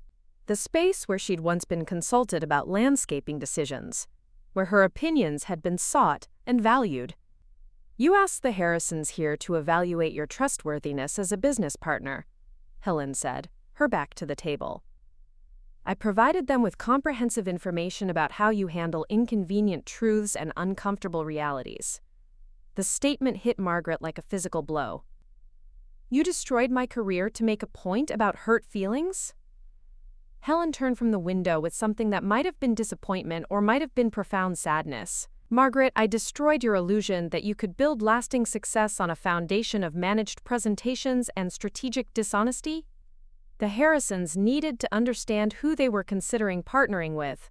Someone who dismisses valuable perspectives when they become inconvenient, who enables destructive behavior in family members, and who treats truth as something to be managed rather than respected. The analysis was brutal in its accuracy. Margaret had indeed built her life around managing impressions and controlling narratives, treating relationships as strategic assets rather than authentic connections. But beyond the business implications, Helen continued, I was trying to force a conversation this family has been avoiding for years. About respect, about honesty, about whether it's possible to rebuild relationships on a foundation of truth, rather than convenient fictions. David raised his head, his face showing something that might have been hope mixed with terror. Ma, what do you want from us? The question revealed the heart of everything that had happened. Helen hadn't just been seeking revenge or even acknowledgement. She'd been trying to force a reckoning that might, potentially, lead to genuine healing. I want you to decide, Helen said simply, whether this family is going to continue performing dysfunction while everyone's lives systematically deteriorate, or whether you're willing to do the difficult work of building authentic relationships based on truth, respect, and genuine care rather than crisis management and emotional manipulation. She moved back to her chair but remained standing, her posture suggesting someone preparing for either departure or a very different kind of conversation. Because everything I've revealed tonight, all the secrets, all the patterns, all the ways you've been hurting yourselves and each other, can be addressed if you're willing to choose honesty over comfort. Helen looked around the table with the focused attention of someone offering a final opportunity. But if you're not willing to do that work, if you prefer the familiar patterns of avoidance and enabling, then I need to make different choices about how I spend whatever time I have remaining. The ultimatum was delivered without anger or manipulation, simply the clear statement of someone who had finally reached the limits of what they would accept. The silence that followed carried the weight of years of accumulated dysfunction and the possibility, remote but real, of fundamental change. The silence stretched until it became almost unbearable. Helen remained standing, her posture suggesting someone waiting for a verdict that would determine not just the evening's outcome, but the future of relationships that had shaped decades of her life. Margaret was the first to break, her professional composure finally cracking completely. Do you have any idea what you've cost me tonight? Her voice cracked with exhaustion and fury. The Harrison account would have tripled my revenue. I've been working on this opportunity for 8 months. I know exactly what it would have meant. Helen replied quietly. I also know it would have been built on the same foundation of managed presentations and strategic dishonesty that characterizes everything else in your life. Margaret's hands trembled as she reached for her water glass. You don't understand the business world, Mother. Sometimes you have to present your best face to hide your fundamental character flaws from potential partners? Helen interrupted gently. Margaret, the Harrisons weren't just evaluating your business expertise. They were assessing whether they could trust you with their reputation and resources. Tonight they learned that you dismiss valuable perspectives when they become inconvenient, that you enable destructive behavior in family members, and that your approach to problem-solving involves manipulation rather than authentic communication. Robert, who had been silent since the Harrisons' departure, finally spoke. "She's right, Margaret. I watched you operate tonight, and it was exactly what I've been experiencing in our marriage for 5 years." Margaret turned to her husband with desperate fury. "So you're taking her side? After what she's done to our family?" "I'm recognizing truth when I hear it," Robert replied, his voice carrying a weariness that suggested years of careful diplomacy had finally exhausted itself. "Everything your mother revealed about our relationship, about feeling excluded, about being treated like hired help, about my children feeling unwelcome, it's all accurate." David looked up from his devastated posture, his face showing the hollow expression of someone whose carefully constructed lies had collapsed entirely. "Ma, about the gambling. About the $47,000 you owe to people who don't accept family hardship as excuse for missed payments?" Helen's voice remained gentle, but the number hit the room like a physical presence. "Jesus Christ, David," Margaret breathed. "47,000? "It started small," David said, his voice barely audible. "Just weekend poker games with clients. Then the occasional trip to Atlantic City. It was supposed to be entertainment, networking." "When did it stop being entertainment?" Sarah asked, her social worker training engaging despite her own emotional exhaustion. David's laugh was bitter and broken. "About 2 years ago. Maybe longer. I kept thinking I could win it back, that one good night would solve everything." Helen consulted her journal one final time. "The last payment you made to Marcus Vellini's organization was 6 weeks ago. $3,000, money you borrowed from Sarah by claiming your car needed emergency transmission work." Sarah's face went pale. "My car fund. I gave you my entire car replacement fund." "Sarah, I'm sorry, "Stop," Sarah said, her voice carrying an authority none of them had heard before. "Just stop with the apologies and explanations. I need to understand something." She turned to Helen with the focused attention of someone finally asking questions she should have posed years ago. "Mother, how long have you known about all of this? David's gambling, Margaret's business problems, Robert's marriage struggles. How long have you been watching us destroy ourselves while pretending everything was fine?" Helen set down her journal and looked at her daughter with something approaching relief. Finally, someone was asking the right questions. "I've been documenting patterns for 3 years, she said matter-of-factly. "Since David's first major financial crisis, when he borrowed money from you for what he claimed were business expansion costs." 3 years, Sarah repeated, her voice hollow. "You've been watching me enable his addiction for 3 years. I've been waiting for someone in this family to recognize destructive patterns and address them directly," Helen corrected. "I've been hoping that love and concern would eventually overcome the comfort of avoiding difficult conversations." Margaret found her voice again, though it sounded strained. "So instead of talking to us about your concerns, you decided to humiliate us in front of potential business partners." Helen's expression hardened slightly. "Margaret, I tried to contribute meaningfully to tonight's conversation 3 separate times. Each attempt was dismissed as inappropriate, outdated, or most insulting, senile rambling. I was trying to keep the evening professional. You were trying to erase me from a conversation where my experience and insights were directly relevant to your business challenges," Helen interrupted with rare sharpness.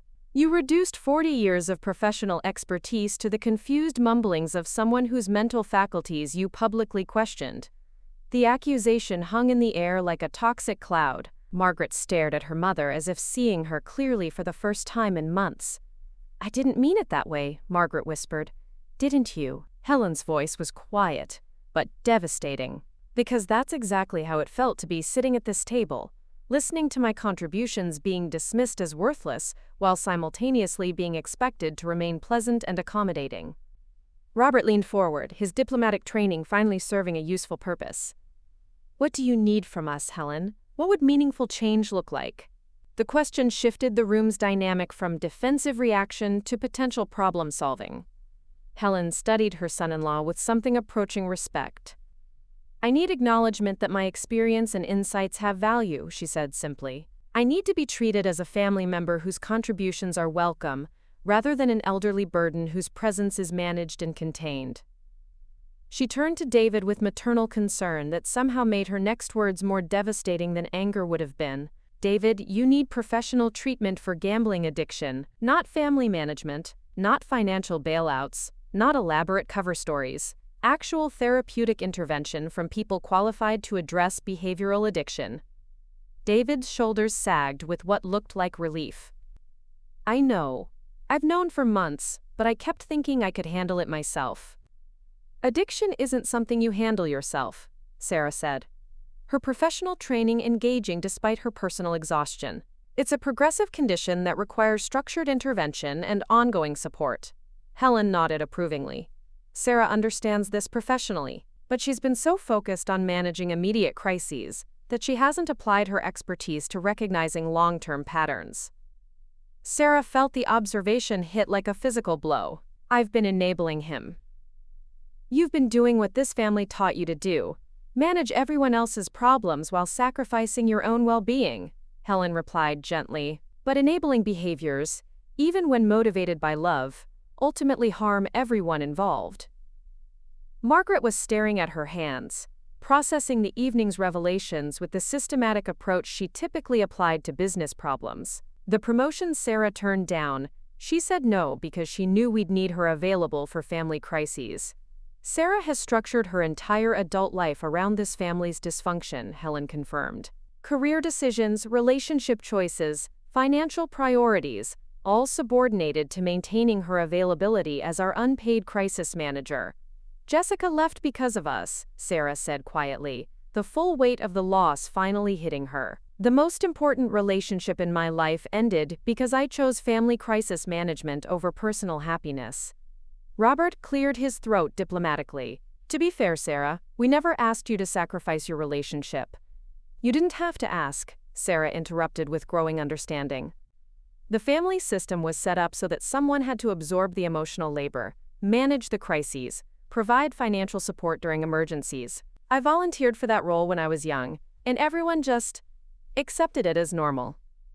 Helen watched her daughter's growing awareness with something that looked like professional satisfaction mixed with maternal grief. The most insidious part, Helen said quietly, is that everyone convinced themselves Sarah's sacrifices were her choice, rather than recognizing how the family's needs shaped her decisions. Margaret looked up from her contemplation with dawning horror. We've been using her.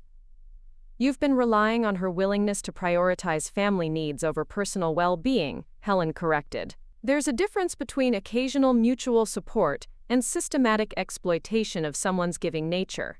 David raised his head, his face showing the first signs of something beyond devastation, possibly determination. Ma, what you said about the people I owe money to, about having 2 weeks before consequences become unpleasant, how much of that was exaggeration? Helen's expression became deadly serious. None of it, David. Marcus Fellini's organization doesn't negotiate payment extensions based on family hardship. They don't accept promises of future earnings or elaborate repayment plans. What kind of consequences? Robert asked, his business experience engaging with the practical realities of David's situation. The kind that start with property damage and escalate to personal safety concerns, Helen replied matter-of-factly. David's debt has reached the level where it's no longer treated as a casual obligation. The room fell silent as the implications sank in. This wasn't just about family dysfunction or emotional healing. David was in actual physical danger. $47,000, Margaret repeated, her marketing mind calculating practical solutions. David, do you have any assets that could be liquidated? Retirement accounts? Property investments? Anything? David's laugh was hollow. I cashed out my 401k 6 months ago. The apartment I'm renting. I haven't paid last month's rent because I was hoping to win enough to cover both rent and a payment to Fellini. The systematic destruction was complete. David hadn't just gambled away his savings.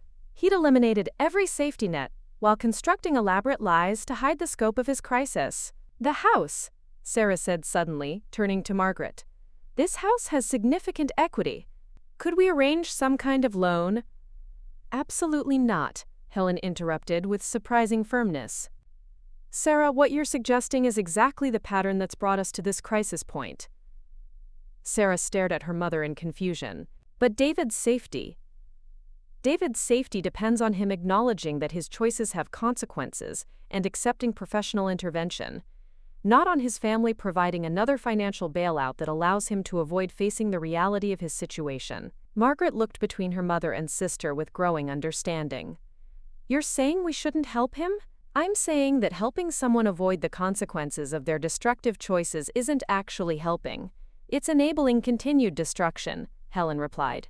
"David needs treatment for addiction, professional financial counseling, and structured accountability. What he doesn't need is another family rescue that allows him to continue gambling while believing someone will always provide safety nets." David was quiet for a long moment, processing the conversation with what appeared to be growing clarity. "She's right," he said finally, his voice carrying a resignation that was somehow less defeated than realistic. "Every time someone has bailed me out, I've used it as justification to keep gambling, because I knew that no matter how bad things got, family would find a way to fix it." Robert leaned forward with the focused attention of someone used to solving complex problems. "David, what would structured accountability look like? What kind of intervention would actually address the addiction rather than just managing the current crisis?" "Inpatient treatment program," Sarah said, her professional knowledge engaging. "Probably 90 days minimum, followed by outpatient support and financial counseling. Structured program with accountability measures and family involvement components." "And the immediate debt situation?" Margaret asked, her business instincts engaging despite her emotional exhaustion. Helen opened her journal to what appeared to be a carefully researched section. "I've been investigating David's options for several months. There are legal approaches to negotiating with Vellini's organization, structured payment plans that can be arranged through intermediaries who specialize in gambling debt resolution." Everyone stared at her with surprise. Helen had been not just observing and documenting, but actively researching solutions to problems the family hadn't even acknowledged existed. "You've been planning intervention strategies," Robert said, his voice carrying something approaching admiration. "I've been preparing for the conversation I hoped this family would eventually be ready to have," Helen replied. "Tonight forced that conversation to happen sooner and more dramatically than I'd anticipated." Margaret looked around the table with the systematic assessment she typically applied to business challenges. "So what you're saying is that everything you revealed tonight, all the secrets, all the painful truths, it was designed to force us to address problems we've been avoiding." "I was trying to create conditions where honest conversation became possible," Helen confirmed, "where the cost of continuing dysfunctional patterns became higher than the discomfort of change." Sarah was quiet for several minutes, processing the evening's revelations with growing understanding. "The promotion I turned down," she said finally. "You think I should have taken it. I think you should make career decisions based on your professional goals and personal fulfillment, rather than your family's emotional labor needs," Helen replied gently. "But if I'd moved 90 minutes away, who would have?" "David would have faced the consequences of his gambling earlier, when the amounts were smaller and intervention would have been less complicated," Helen interrupted. "Margaret would have been forced to develop independent coping strategies during her divorce. I would have had to advocate for myself instead of relying on you to buffer family conflicts." The systematic analysis was devastating in its accuracy. Sarah's availability had enabled everyone else's avoidance patterns while preventing her own growth and happiness. "Jessica," Sarah whispered, finally understanding the full scope of what she'd lost. "I chose family dysfunction over the most important relationship in my life. You chose familiar patterns over unknown possibilities," Helen corrected gently. "But those patterns were established long before you were old enough to recognize their cost." Margaret had been quiet during this exchange, but now she looked up with something approaching determination. "Mother, what you did tonight, exposing our private information, destroying my business opportunity, humiliating all of us in front of strangers. I understand why you felt it was necessary. But I need to know, is this punishment, or is it the beginning of something different?" The question cut to the heart of everything that had happened. Helen studied her eldest daughter with the focused attention of someone deciding whether to invest hope in a potentially transformative moment. "That depends," Helen said quietly, "on whether you're asking because you want to understand how to manage this situation, or because you're ready to do the difficult work of building authentic relationships based on truth and respect, rather than crisis management and strategic presentation." Margaret was quiet for a long moment, her marketing instincts warring with something deeper and more vulnerable. "I want to understand how to be a daughter instead of a crisis manager," she said finally, her voice barely audible. "I want to know how to have a mother instead of someone whose contributions I need to manage and control." The admission hung in the air like a bridge that might support genuine connection, or might collapse under the weight of decades of accumulated dysfunction. Helen studied her daughter's face for signs of manipulation or strategic positioning, but saw instead something that looked suspiciously like authentic vulnerability. "Then we have work to do," Helen said simply. "All of us." The words carried both promise and warning. The possibility of genuine healing balanced against the recognition that such transformation would require dismantling comfortable patterns that had shaped their relationships for decades. But for the first time all evening, the silence that followed carried hope rather than devastation. The family sat in the ruins of their carefully managed illusions, finally ready to discover whether authentic connection was possible among people who had spent years perfecting the art of avoiding difficult truths. The real work was about to begin. 3 weeks after the dinner party that had shattered decades of carefully maintained illusions, Helen sat in her bedroom, no longer the guest room, as the family had finally acknowledged the insulting nature of that designation, reading David's first letter from the residential treatment facility in Pennsylvania. Day 12, he wrote in handwriting that was steadier than she'd seen in years. "I understand now why you documented everything the way you did. The counselors here say that family enabling is one of the biggest obstacles to recovery, and that consequences have to be real before change becomes possible. I'm angry about a lot of things, at myself mostly, but also at how easy it was for everyone to pretend my problem wasn't destroying me. But I'm not angry at you anymore, Ma. You did what none of us could do. You told the truth when it mattered." Helen folded the letter carefully and placed it in the expanding file she'd created for David's recovery documentation. The treatment program required family involvement, including weekly sessions that forced everyone to examine their roles in enabling his addiction. It was brutal work, but necessary. Margaret's voice carried from downstairs, talking on the phone with what sounded like professional but not desperate energy. The Harrison account was gone forever, but other opportunities had emerged. Clients who valued authenticity and community connection over polished presentations. Margaret's business was smaller now, but built on more solid foundations. The conversation Helen had been anticipating finally happened on a Tuesday evening, 2 weeks after David had entered treatment. Margaret had approached her mother's room with the careful courtesy of someone requesting an audience rather than managing an inconvenience. "May I come in?" Margaret asked, standing in the doorway with an expression Helen hadn't seen since her daughter was 12 years old. Vulnerable, uncertain, but genuinely wanting connection. "Of course." Helen set aside her book and indicated the chair beside her bed, the one that had become Margaret's designated spot during their new ritual of evening conversations. Margaret settled into the chair with none of her usual efficiency, her posture suggesting someone prepared for difficult terrain. "I've been thinking about what you said," Margaret began, "about wanting to be treated as someone whose contributions are valuable, rather than an elderly burden whose presence needs to be managed." Helen waited, recognizing that Margaret was working towards something important. "The thing is," Margaret continued, "I don't know how to do that. I've been managing people's contributions and controlling narrative outcomes for so long that I'm not sure I remember how to just listen and respond authentically." The admission was devastating in its honesty. Margaret had built her entire adult identity around strategic interaction and impression management.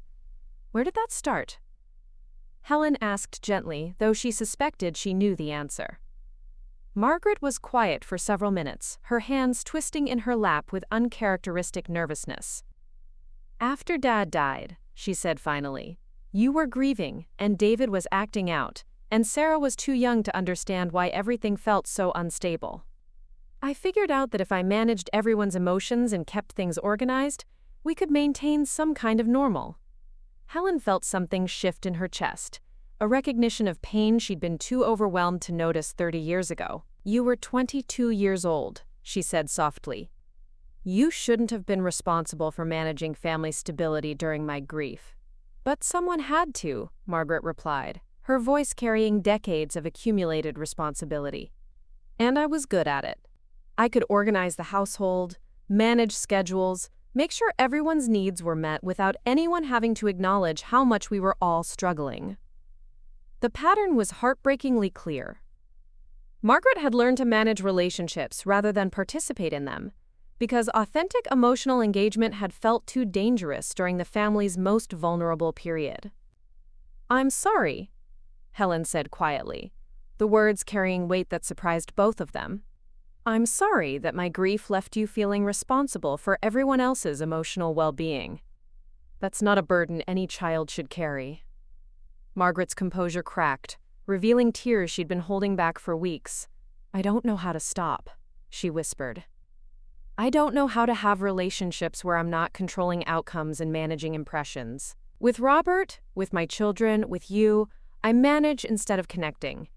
Helen reached across the space between them and took her daughter's hand, the first purely affectionate physical contact they'd shared in months. "We learned together," she said simply. "You practice having a mother whose opinions you value, and I practice being your mother instead of someone whose role you need to manage." The conversation that followed was halting, imperfect, but authentic in a way that felt revolutionary after years of strategic interaction. They talked about Margaret's business struggles, her marriage challenges, her fears about parenting. Helen shared her insights about client relations, her observations about Robert's integration challenges, her concerns about sustainable business growth. For the first time in years, Margaret asked questions that weren't designed to manage or redirect, and Helen offered advice that wasn't filtered through the assumption that her contributions would be dismissed. The transformation wasn't immediate or complete, but it was genuine. Margaret began consulting Helen about business decisions, not for validation, but for her mother's experienced perspective. Helen began sharing concerns directly rather than documenting them in journals, while hoping someone would eventually ask the right questions. Robert's integration into the family had accelerated dramatically once the dysfunction patterns were exposed and addressed. With secrets no longer defining family dynamics, he found space to contribute his own insights and establish authentic relationships with everyone. "The thing I never understood," he told Helen during one of their new weekly conversations, "was why every family interaction felt like navigating a minefield. I thought I was missing some essential knowledge about how families were supposed to work." "You weren't missing anything," Helen assured him. "You were trying to build genuine relationships within a system designed around crisis management and information control. That was never going to work." Robert's children had begun visiting more frequently, drawn by the family's new commitment to direct communication and authentic connection. Emma, his 14-year-old daughter, had started approaching Helen with questions about school projects and social difficulties, the kind of grandmotherly relationship Helen had thought might never develop. Sarah's transformation had been perhaps the most dramatic. With the family's enabling patterns exposed and addressed, she'd been forced to examine her own role in perpetuating dysfunction through excessive caretaking. The conversation that changed everything happened 3 weeks after the dinner party, when Sarah arrived for what everyone assumed would be another crisis management session and instead announced that she was taking a leave of absence from work to attend intensive therapy. "I need to understand why I've structured my entire life around other people's problems," she said, her voice carrying a determination none of them had heard before. "I need to figure out who I am when I'm not managing everyone else's emotional labor." Helen had felt something approaching maternal pride at Sarah's decision. For the first time in decades, Sarah was prioritizing her own well-being over family convenience. The therapy process had revealed years of accumulated resentment, sacrificed opportunities, and suppressed personal needs. Sarah was learning to recognize the difference between supportive love and enabling codependency. "I called Jessica," Sarah told Helen during one of their new monthly lunch meetings, a ritual that honored their relationship rather than revolving around family crisis management. "How did that go?" Helen asked, though Sarah's expression suggested cautious optimism. "She said she'd been hoping I'd eventually recognize the patterns that ended our relationship," Sarah replied. "We're starting slow coffee meetings to discuss whether there's still foundation for something authentic." The possibility of reconciliation was tentative but real. Jessica had loved Sarah deeply. What she couldn't tolerate was competing with a family system that consumed Sarah's emotional energy while providing nothing in return. She said something that really struck me, Sarah continued. She said she'd been waiting for me to choose my own life instead of always choosing to fix everyone else's. Helen nodded, understanding the profound truth in Jessica's observation. Sarah's availability for crisis management had prevented her from developing her own identity and pursuing her own happiness. The new family dynamics weren't without challenges. Direct communication sometimes led to conflicts that previous patterns of avoidance had prevented. But the conflicts were honest, addressing real issues rather than circling around carefully managed presentations. Margaret and Robert's marriage counseling was progressing slowly but steadily. With the family's dysfunction patterns exposed, they could address their relationship's actual challenges rather than Robert's perceived failure to navigate mysterious family dynamics. We're learning to be married to each other instead of being married to the idea of successful blended family management, Margaret had told Helen during one of their evening conversations. Robert's business perspective was proving valuable for Margaret's work, and Margaret's marketing insights were helping Robert expand his own consulting practice. They were becoming genuine partners, rather than polite cohabitants managing complex family logistics. David's treatment program was scheduled to conclude in 6 weeks, followed by a structured transition that would include ongoing therapy, financial counseling, and accountability measures. The debt situation with Marcus Vellini's organization had been addressed through professional intermediaries, resulting in a payment plan that was manageable without requiring family bailouts. "I'm learning that recovery isn't just about stopping gambling," David had written in his most recent letter. "It's about building a life that doesn't require escape mechanisms." The counselors here say that family dysfunction often creates the emotional conditions that make addiction feel necessary. "I think that's what happened with us. We all developed different ways of avoiding painful realities." Helen kept all of David's letters, recognizing them as documentation of genuine transformation, rather than the desperate promises that had characterized his previous attempts at change. The most significant shift, however, was in Helen's own role within the family structure. She was no longer treated as an elderly burden whose contributions needed management, but as the family matriarch whose wisdom and experience were valuable resources. Margaret consulted her about business strategy. Robert sought her advice about parenting challenges with his children. Sarah discussed career decisions with her. David's letters asked for her insights about relationship building and conflict resolution. For the first time in years, Helen felt intellectually engaged and emotionally valued. Her memory, once dismissed as senile rambling, was recognized as the comprehensive family archive it had always been, containing decades of insights about patterns, relationships, and effective problem-solving approaches. The evening ritual she'd established with Margaret had become the foundation for deeper family connection.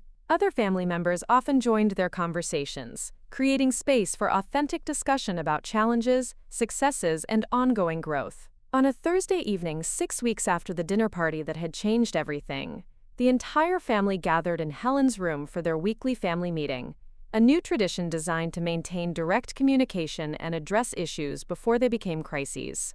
Margaret sat in her usual chair beside Helen's bed. Robert occupied the window seat, his posture relaxed in a way that suggested genuine comfort rather than diplomatic courtesy. Sarah sprawled on the floor with pillows, her body language open and unguarded. David participated by phone from the treatment facility, his voice carrying strength and clarity that none of them had heard in years. "The counselors here want me to make amends to each of you." David's voice came through the speakerphone. "Not just apologies, but acknowledgement of specific ways my addiction affected your lives." The conversation that followed was difficult but healing. David acknowledged the financial manipulation, the emotional labor his lies had required from everyone, the way his crisis had consumed family resources while preventing anyone from addressing their own needs. But more importantly, he acknowledged how the family's enabling patterns had allowed his addiction to progress without consequences, until it reached life-threatening levels. "Ma," David said, his voice carrying profound gratitude, "what you did at that dinner party, exposing everything, forcing us to face consequences instead of managing them, it probably saved my life." Helen felt tears she hadn't expected, recognizing that the evening she'd approached as desperate truth-telling had indeed become the catalyst for genuine transformation. "The counselors say that families in recovery have to learn new ways of loving each other," David continued. Love that includes accountability instead of just enabling. Love that prioritizes long-term well-being over short-term comfort. Margaret reached for Helen's hand, squeezing gently. We're learning that too, David. All of us. The conversation continued for another hour, covering practical planning for David's transition home, discussions about ongoing family therapy, and updates about everyone's individual growth processes. As the family meeting concluded and everyone prepared to return to their evening routines, Helen felt something she hadn't experienced in years: genuine contentment about her place within the family structure. She was no longer the elderly burden whose contributions needed management, but the family's respected matriarch, whose wisdom was actively sought and valued. Her memory, once dismissed as confused rambling, was recognized as the comprehensive archive of family experience and insight it had always been. The transformation hadn't been easy or comfortable, but it had been necessary. The dinner party that had seemed like devastation had become the foundation for authentic relationships built on truth, respect, and genuine care, rather than crisis management and emotional manipulation. Helen settled into her pillows, surrounded by evidence of family healing. David's letters documenting genuine recovery, Margaret's business materials seeking her input, Sarah's therapy insights shared during their lunch meetings, Robert's comfortable presence in family conversations.